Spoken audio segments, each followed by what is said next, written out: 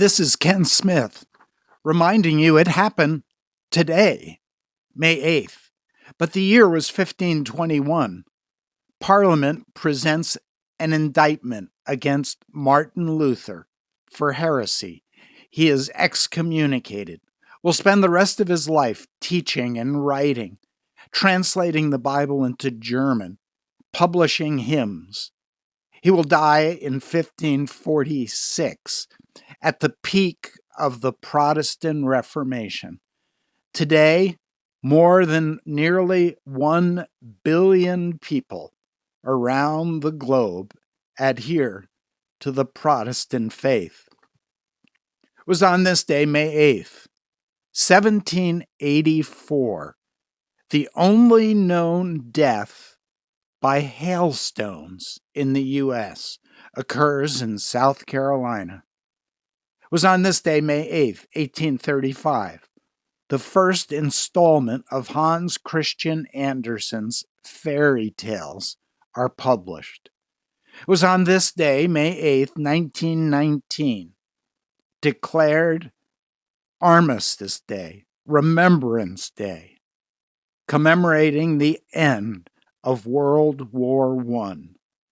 It was also on this day, May 8th, 1945, declared VE Day, Victory in Europe, thus ending the remembrance of the end of World War II. It was on this day, May 8th, 1958, when President Eisenhower orders the National Guard to Central High School in Little Rock, Arkansas, to protect the first Black student to integrate that all-white school. She was a little girl. It was on this day, May 8th, 1962, that Oskar Schindler and his wife are honored for saving 1,200 Jews during World War II in a ceremony held in Jerusalem. It was on this day, May 8th, 1967, Muhammad Ali is indicted for refusing induction in the U.S. Army. It was also on this day, May 8th, 1987, that Gary Hart quits as the U.S. Democratic presidential race candidate due to an affair with Donna Rice. It was on this day, May the 8th, 1988, Mike Tyson crashes his $183,000 Bentley in New York City. It was on this day, May 8th, 2018, when President Trump pulls the U.S. out of the multilateral Iran nuclear deal. It was just a year ago, May 8th, 2019, that Singapore passes sweeping anti-fake news legislation. That all happened May 8th in the past. But this is May 8th, 2020. Imprisoned kingpin of the Mexican drug cartel El Chapo left his sons in charge of his narcotics kingdom, and they have imposed a lockdown on Mexican cities under their control. They threaten them with torture. Some of their foot soldiers have recorded roaming the streets of Culiacan in Mexico, warning residents to stay at home during the pandemic. Their announcement: after 10 p.m. tonight, everyone must be inside their homes due to the virus. Otherwise, you will be punished. This is no game. We're not playing. You will be tortured for 2 days and made to pay a fine.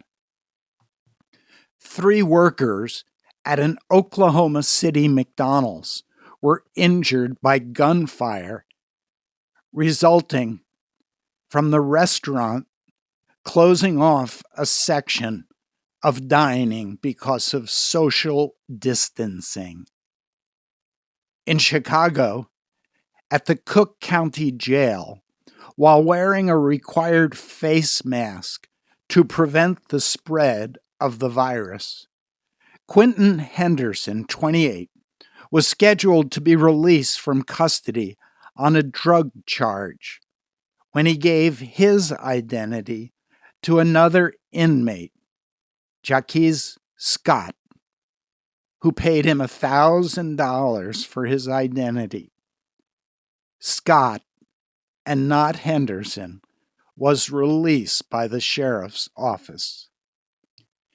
FBI figures show that this past month of April witnessed more firearm background checks than any other April since the beginning of those checks. In all, in the month of April, a total of 2,911,128 background checks were conducted. Indian casinos will reopen today, and the government cannot stop them. Washington, the nation's bankruptcy industry, is bracing for a wave of business collapses triggered by the pandemic, as its ranks have been thinned by a decade of economic growth. TV watching habits are changing. It's become more popular to watch television on Monday than Saturday.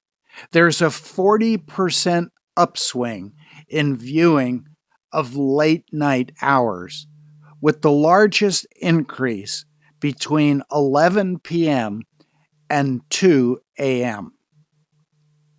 I remember for years listening at night to the voice of Barry Farber, who died at 90 this week. His daughter said, "My father, Barry Farber, beloved, died this evening at 6:25 p.m. He was home in bed, and we were all with him. He turned 90 just yesterday. He told me recently that his concept of death was going somewhere I've never been before." May God rest his soul. This is the day the Lord has made. We will rejoice and be glad in it. This is Ken Smith reminding you it happened today, May 8th, 2020.